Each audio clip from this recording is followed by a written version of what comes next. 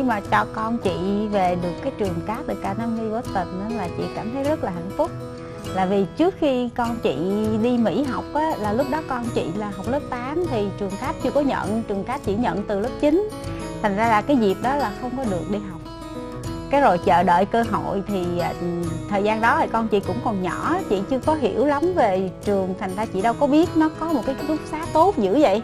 Thành ra chị hơi rụt rè, chị sợ là về Boston nó lạnh á, rồi con chị lạnh, con chị bệnh. Thành ra là nó học lớp 8 thì đương nhiên là không được học CAT rồi, thành ra phải học ở Florida. Nhưng mà lớp 9, lớp 10 thì vẫn học Florida là vì sợ về Boston nó lạnh. Nhưng mà bây giờ lên tới lớp 11 thì con chị nó mới nói là mẹ ơi, con không thể học ở Florida được, con cần một cái môi trường lớn hơn, một cái môi trường coi như là được nhiều cái lợi ích giáo dục để con tích lũy được những cái hiểu biết, những cái gì mà lý lịch tốt cho đại học á, những cái đó. Thành ra là con cần một cái môi trường hoành tráng hơn, vĩ đại hơn á. Thành ra là bắt buộc phải đi về CAT. Xong nhưng mà thực sự lúc đó cũng chưa biết CAT có một cái môi trường ký túc xá tốt như vậy, biết nhưng mà không biết rõ lắm. Cái khi mà con về học rồi thì mỗi đêm gọi điện qua cho con, cái mới hỏi ủa con ơi sao mẹ không thấy con mang khăn hay là mặc áo khoác gì hết vậy, con cảm thấy như thế nào, con khỏe không? Nó nói con ấm áp lắm mẹ đừng có sợ con lạnh gì hết. Là vì con được một cái máy sưởi riêng cho một mình con trong phòng, rồi mình thấy trong phòng con là được một cái toilet riêng luôn. Cái đó là quá sức tưởng tượng, là vì mình tìm hiểu rất là nhiều trường ở Mỹ. Tại trước khi cho con mình đi du học là mình phải suy nghĩ lắm, mình có một đứa con gái thôi mà mình suy nghĩ tới bạc đầu. Thành ra là khi mà CAT đó, là về CAT là con mình được một cái phòng riêng, có một cái toilet riêng cho nó rất là vệ sinh như vậy, an toàn như vậy. Rồi lại có một cái máy sưởi riêng. Tại vì cái trường cũ của con mình ở Florida đó là cũng có máy, nhưng mà tại vì cái đó là hệ thống điều khiển trung tâm, thì lỡ một cái hệ thống mà chị nói lỡ mà nó trục trặc đi là nguyên một cái ký túc xá nó lạnh cống thì sao? Tại vì ở Boston nó rất là lạnh. Chị suy nghĩ với điều đó hoài. Thì khi mà thấy con mình có một cái máy sưởi riêng mà nó được chỉnh theo nhiệt độ nó muốn nữa, trời ơi, hạnh phúc vô cùng luôn. Lúc đó là không có cái gì để mà lo lắng nữa. Chị muốn chia sẻ với phụ huynh một cái quan trọng nhất là cái chỗ này, là vì thực ra trường ở Mỹ thì cũng có nhiều trường tốt chứ không phải riêng trường CAT là tốt. Nhưng mà Minh Anh nhất định phải về chỗ này, cái chỗ là vậy, là vì ở Boston là Minh Anh nói biết chắc chắn là nó sẽ được tiếp xúc với nhiều cái cơ hội bên ngoài trường nữa, chứ không phải trường không. Rồi nó kể chị là nó còn được nghe mấy cái người mà rất là giỏi, như là có độc giả Nobel hay gì nữa nói chuyện cho nó.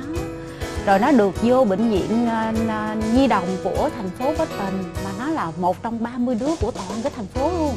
Được vô gặp mấy vị bác sĩ giỏi rồi tiến sĩ gì á, nghe dạy rồi. Thậm chí hôm qua nè là Minh Anh được vô trụ sở của Microsoft để Minh Anh học cái gì mà khởi nghiệp á. Đó, nó nói tiếng Anh chị không nhớ hết nhưng mà đại khái chị biết vậy. Rồi hôm nay thì nó lại được đến cái chỗ đó gọi là Cambridge, học cái gì đó cũng là khởi nghiệp, nhưng mà mỗi ngày ta đổi lên mỗi nơi vậy đó.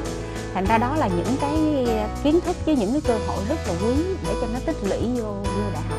Lúc mà nó ở Việt Nam á là chị lo cho nó nhiều thứ, là chị phải lên Google chị search, là chị tìm hiểu trường đại học nào tốt, trường đại học nào phải có tiêu chuẩn như thế nào mới vô được. Rồi còn bây giờ nó nói mẹ đừng lo cho con, là vì á trường nó cho con được một cái thầy tư vấn đại học cho con rất là chuyên nghiệp, mà thầy coi như chẳng những là thương con, có trách nhiệm con, mà thầy rất là chuyên nghiệp, con hỏi gì thầy cũng biết. Thậm chí ví dụ như thầy nói con là bây giờ con đang thích cái trường Princeton, là nếu mà con thích cái trường đó là tiêu chuẩn nó là cái gì là thầy hoạch định cho con hết, là con nên đi theo cái đường tích lũy cái này như thế nào. Thành ra mẹ cũng đừng có quá lo cho con, hay là ấy mẹ để cho con, để thầy lo cho con, là con thấy rất là ok rồi, may mắn. Là vì cái trường cũ cũng có, nhưng mà kiểu như một thầy dạn rộng ra nhiều người á, còn cái này là cái thầy này là chuyên lo cho nó rất là nhiều. Thành ra là nó cảm thấy là rất là happy, yên tâm, thầy lo cho nó lắm, thầy thương nó. Hôm qua đi Cambridge đó là nó kể chị là mai mốt là thầy sẽ lợi gần cái nhà host family đó, đi xe lửa chung với nó. Thầy sợ nó không an toàn á, phụ huynh ở xa rồi thầy lo. Chứ đúng ra là ta phải về trường rồi trường dẫn đi, chứ còn mình ở nhà hot cho vui hay là mình đi nghỉ xuân kệ mình, chứ thầy đâu có nhiệm vụ phải lợi đón mình. Nhưng mà thầy lái xe 40 mấy phút lợi nhà đó, đậu xe đó rồi đi xe lễ chung. Được cô Amber qua đây nói chuyện với phụ huynh thì phụ huynh cảm thấy là rất là an tâm, với lại là cảm thấy cái sự chăm sóc với quan tâm của nhà trường á. Tại vì đâu phải là giống như phụ huynh gửi con qua rồi được rồi cái trường thôi, mà là có một cái người đại diện thực sự là ở bên trường qua đây, là người đại diện ở Mỹ luôn.